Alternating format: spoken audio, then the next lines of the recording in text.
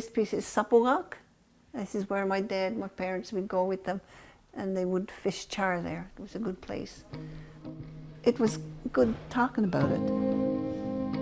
Especially being an Indigenous person, I've grown up sometimes having the feeling of people from the outside, because of who you are, you're nothing, and you can't do much. But I've gotten over that now, and I feel, you know, to put it out there and to be able to tell your story. I think it's important for people to know that we're just like people like anybody else. About 15 years ago, for about a year and a half, I had the pleasure of working with Valerie, who is Ellen's daughter. And Valerie came to my art studio, and I had been doing these large encaustic topographical maps, and I had done one of the area around Hebron.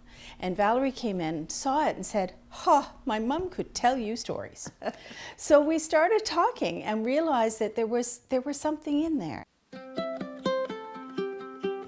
One of my favorite pieces is the eggs. I used to love going off to get eggs on the islands outside of Nain. That was a fun time.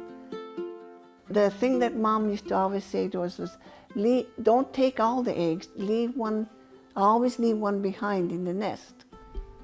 It's a piece on sealskin, right from the beginning of how it's prepared and all the way through to the final steps of when the edges are chewed to get them ready for sewing. You could see the sealskin, the back of the sealskin, and the ulu, and us chewing.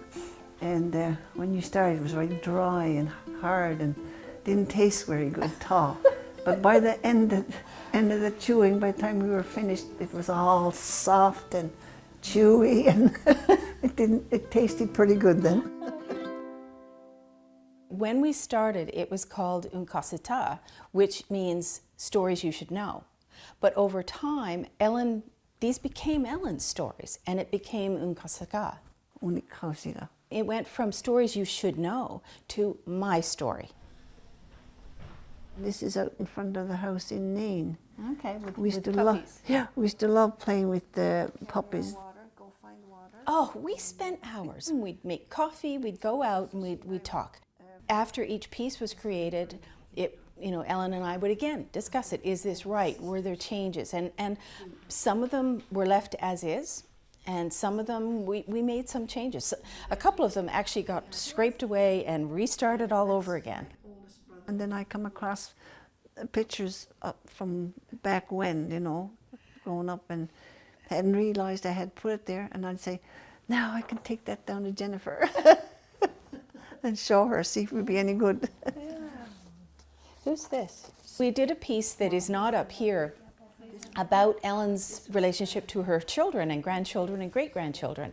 We talked about how important love and hugs and learning how to do that physical was not something that was in her childhood or younger years. I never knew how to hug my children or tell them you love them until very late in my life, even after I had my children. And then gradually, as years went on, it came about the boarding schools and residential schools. I began to understand that why, we didn't know how to love. You see it in the movies, and I always, wish that there was somebody that could come to me and give me a hug and say they love me. That's something I always thought about as I was growing up. And when I started doing it, I thought, that was a good thing. I know that for us to have any chance at reconciliation, we need to have both sides of the story talking. We need Indigenous and non-Indigenous working together to tell stories, to understand them, to understand the impact of them. It certainly would strengthen people if they told their stories. It brings strength to them. They realize that their stories are out there, and it's not a bad thing. Because there's a lot that wasn't talked about because they couldn't. And you hear it now. Yeah, it's good.